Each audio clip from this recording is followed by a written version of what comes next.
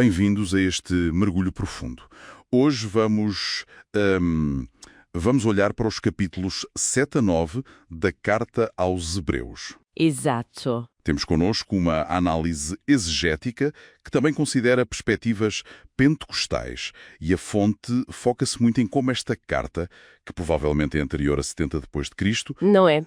Antes da destruição do templo? sim, tudo indica que sim. Sim. Como ela se dirigia a cristãos de origem judaica, pessoas que estavam, parece, desanimadas, talvez a pensar em voltar às práticas do judaísmo. Exatamente. E o autor que, bem, não sabemos quem é, na verdade, Continua um mistério. continua, mas ele não deita fora o Antigo Testamento de todo. Pelo contrário, usa-o para argumentar que Cristo é o cumprimento superior. A palavra grega que ele usa é kreiton, que significa melhor, superior.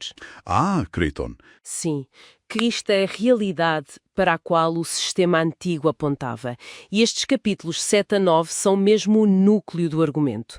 É aqui que ele apresenta o sacerdócio de Cristo, segundo a ordem de Melquisedeque, como a prova de que o sistema levítico, já tinha cumprido o seu papel. Ok, vamos lá tentar desempacotar isto. Queremos perceber porque é que este argumento sobre um sacerdócio superior era tão vital para eles naquela altura, não é? E o que é que nos diz hoje? Sem dúvida. Começando pelo capítulo 7, havia logo ali um problema à partida, não é? Jesus era da tribo de Judá, A tribo real, sim. não a de Levi, a tribo sacerdotal. Exato. Então como é que ele podia ser sacerdote? Pois, essa era a questão. E a resposta do autor é brilhante, na verdade. Ele vai buscar uma figura algo misteriosa do Antigo Testamento, Melquisedeque. Melquisedeque. Gênesis 14, Salmo 110. Precisamente, rei de Salém, sacerdote do Deus Altíssimo. Mas o ponto-chave em Hebreus 7 é como o Gênesis o descreve. Sem pai, sem mãe, sem genealogia. Uhum. Isto não quer dizer que ele fosse um ser divino ou algo assim, atenção. O ponto é o silêncio da Escritura. A falta de registro da sua linhagem ou do seu fim tornam um tipo, um modelo perfeito. Uma prefiguração. Exato, do sacerdócio eterno de Cristo. Um sacerdócio que não depende de descendência terrena, carnal, como diz o texto, mas de nomeação divina e de uma vida que não acaba. Usar o silêncio como argumento é forte. E como é que ele prova que este sacerdócio tipo Melquisedeque é superior ao de Levi? Para aqueles leitores, o sacerdócio levítico era a base de tudo. Bem, ele usa dois argumentos principais, muito eficazes, retirados do próprio texto de Gênesis. Primeiro, Abraão, o patriarca, deu-lhe o dízimo. Ok? Um ato de reconhecimento de autoridade. Sem dúvida. Segundo, Melquisedeque abençoou Abraão. E o autor lembra, sem dúvida alguma, o inferior é abençoado pelo superior. Faz sentido. E depois vem o golpe de mestre. Ele argumenta que Levi, que ainda estava nos lombos de Abraão naquela altura, na prática, também pagou dízimos através do seu antepassado. Uau! Isso devia ser chocante para eles. Era radical, porque se o sacerdócio de Levi estava de alguma forma subordinado a esta ordem mais antiga e eterna, então a própria lei de Moisés, que estava ligada ao sacerdócio levítico, bem, essa lei também teria de mudar. Capítulo 7, versículo 12, não é? Se muda o sacerdócio, muda a lei. Exatamente. O novo sacerdócio baseia-se no poder de uma vida indissolúvel, a de Cristo. E isso torna a lei cerimonial antiga fraca e inútil para o objetivo final, que é a perfeição, a plena comunhão com Deus. Percebo. Basicamente estava a desmontar a necessidade de voltar ao templo, aos rituais, estava a mostrar que Cristo opera numa esfera diferente e de facto superior, um sacerdócio eterno. Sim, e confirmado por juramento divino, o que o sacerdócio levítico não foi.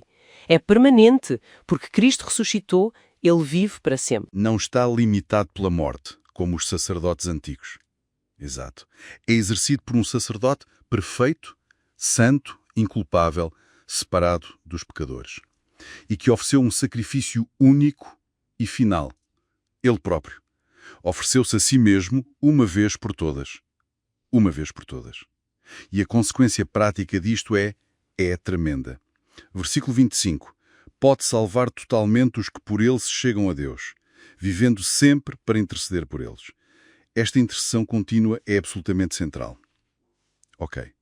Se o sacerdote é superior, então a aliança que ele estabelece também tem de ser superior. É esse o passo seguinte no capítulo 8. Correto. A lógica continua. Cristo ministra onde? Não no tabernáculo terrestre, que era apenas cópia e sombra das coisas celestiais. Apenas um modelo. Sim. Ele ministra no verdadeiro tabernáculo, o celestial. E por isso ele é mediador de uma melhor aliança, estabelecida sobre melhores promessas. E a prova disso vem de Jeremias, do Antigo Testamento. Ironicamente, sim, Jeremias 31. A própria promessa de uma nova aliança no Antigo Testamento já mostrava que a primeira, não era definitiva. Não porque a lei fosse má, mas por causa da incapacidade humana de a cumprir. O problema estava nas pessoas, não na lei em si. E o que é que torna esta nova aliança tão melhor na prática? O que é que ela tem de diferente? Olha, Jeremias destaca e Hebreus reforça 3 coisas principais. Primeiro, é uma aliança interna. Deus diz, porei as minhas leis no seu entendimento e em seu coração as escreverei. Não são só regras externas. Interiorizada.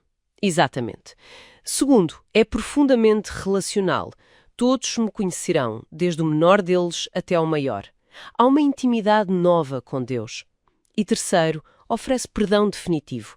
Dos seus pecados e das suas iniquidades não me lembrarei mais.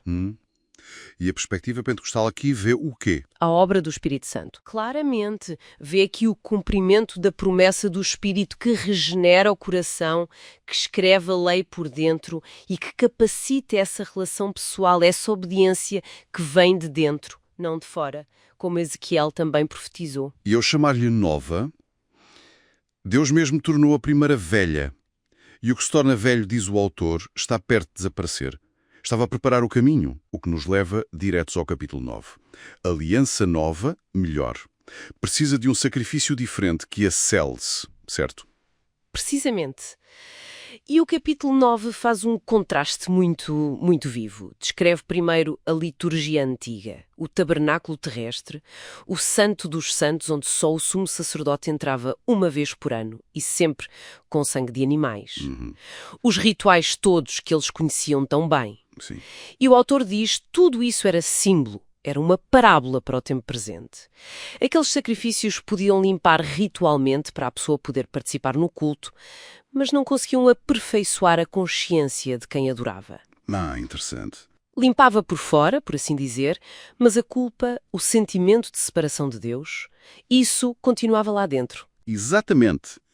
Eram ordenanças da carne, lidavam com o exterior, não tocavam o âmago do problema humano. E é aí que entra Cristo.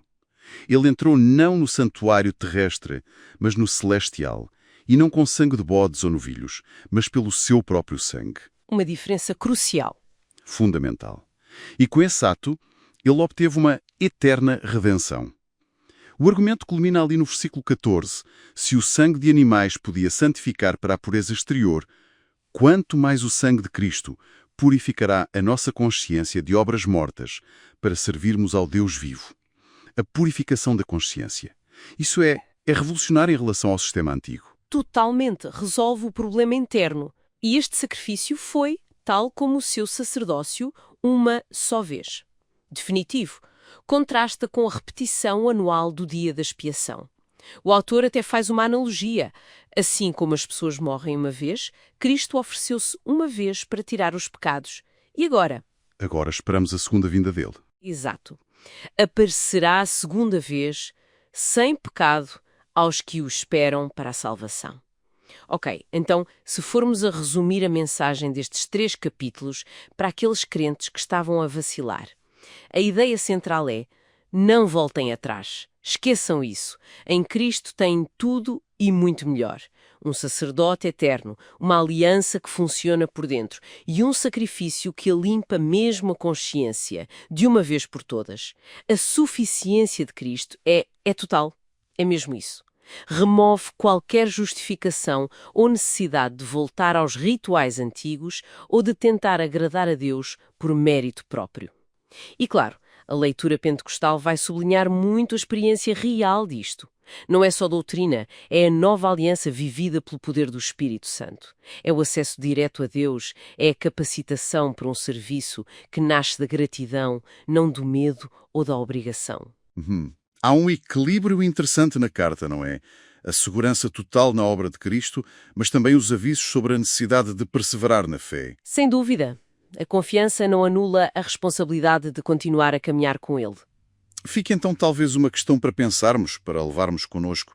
Se Cristo, como diz o texto, vive sempre para interceder por nós, e se o seu sangue realmente purificou a nossa consciência para servirmos ao Deus vivo, como é que ter consciência disto, desta intercessão constante e desta purificação interna, como é que isso pode, na prática, moldar a forma como encaramos o dia-a-dia, os desafios, as nossas relações com os outros e com o mundo? É uma excelente questão para reflexão. Muda tudo, potencialmente.